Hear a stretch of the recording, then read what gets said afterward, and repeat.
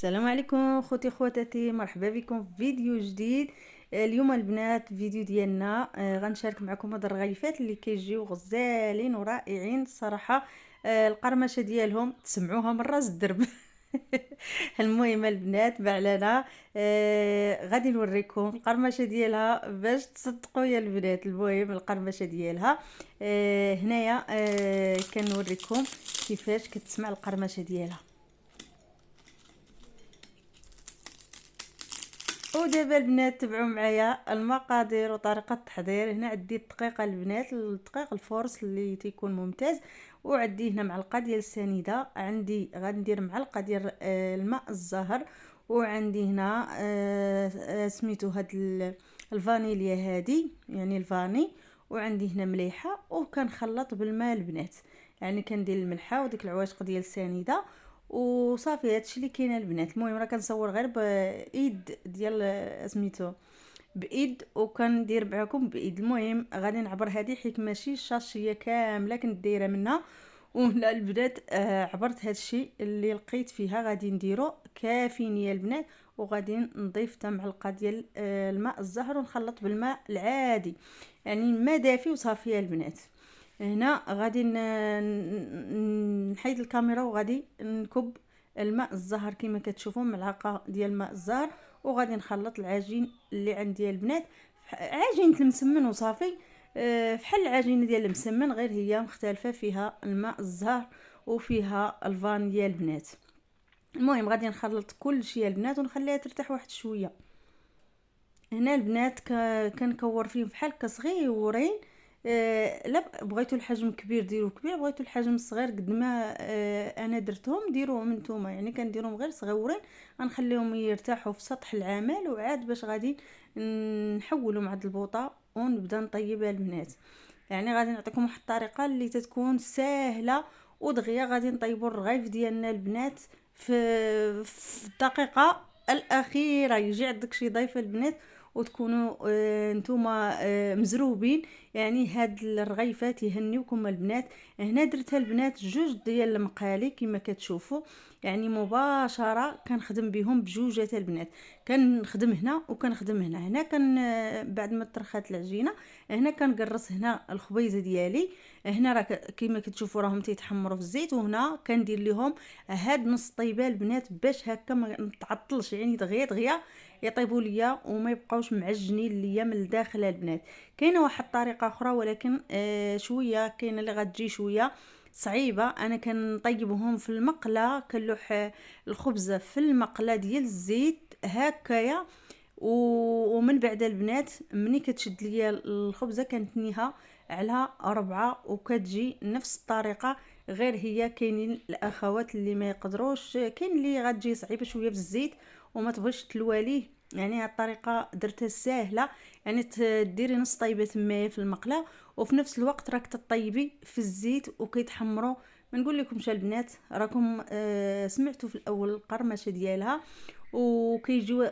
شوفوا البنات، والله البنات واخا يباتوا عندكم، واخا يقعدوا تي يومين، كتسخنيهم، يعني كتسخنيهم في الفران ولا في القلايه الهوائيه يعني الاير فراير، وصافي البنات تتحطيهم في حله يلا طيبتيهم. ما تقولوش غادي يجيو رطبين ولا غيجيو كما كنا معودين على الرغيف دوك العاديين كيترخاو مني كيطيبوا ويبردوا تيترخاو. هادو البنات راه ما كيترخاوش، يقدروا يباتوا عندكم حتى يومين. انا بالتجريب ديالي بقاو عندي يومين، وفاش جيت سخنتهم الصراحه بقاو مقرمشين، ما رطابوا، ما تغير فيهم المذاق ديالهم ما والو. يعني كطيبوا البنات في نفس المقله وكتلوحوا في الاخرى دغيا البنات، غير كتنيهم وتلوحوا هكا. الطريقه كتجي ساهله وكتزربي في نفس الوقت، تكتسبي الوقت اللي نتيا مزروبه فيه. هنا راه كنحط البنات، راهم غير كتحطيهم غير نفوطه تحطهم فوق شي حاجه وكيتصفاو من الزيت. يعني راه ما كيشربوش داك الزيت بزاف تقولوا كيشربوا. ها نتوما كتشوفوا كنلويهم على هكا فهاد بحال هكا مثلثات صافي، وكنلوح في الزيت وفي نفس الوقت كنخبز في المقله الاخرى.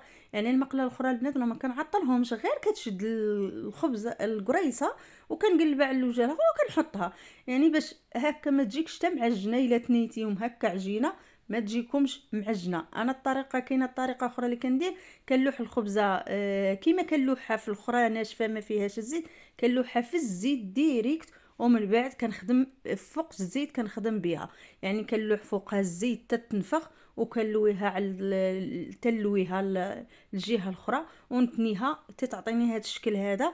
والصراحه حتى هذيك عمليه ودغيا ولكن الطريقه ديالها شويه غتشد لكم الوقت. علاش البنات؟ وكتجيك حتى شويه فيها الصعوبات. علاش؟ كطيب وحده وحده، يعني ملي كتلويها تطيبها وحده وحده وحده وحده، ماشي بحال هذا الشكل هذا.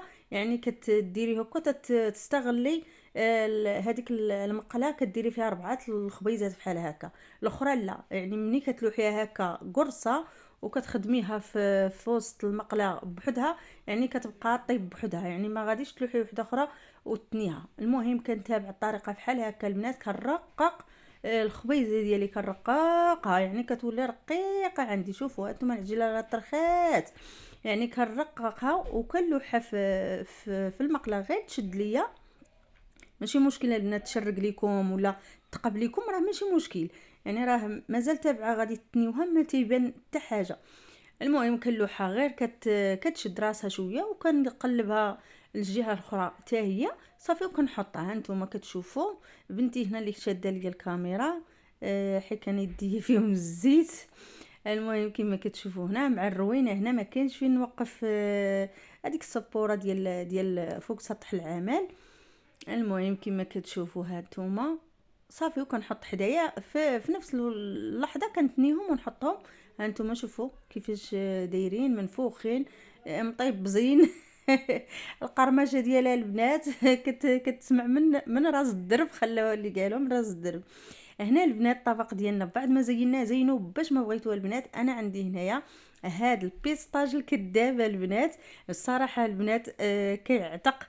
المهم غير كلمسه تلوني به هكا الطبق تيجي زوين. المهم اللوز هذا البنات ولونته وبالنسبه ديال البيستاج وعطاني هاد الشكل هذا، وزينت بالعسل، يعني درت فوق العسل ودرت فوقه هاد اللوز هذا بنكهه البيستاج، وعطاني هاد الطبق هذا وباقي الخير القدام البنات. صراحه جا غزال ما نقولش لكم البنات.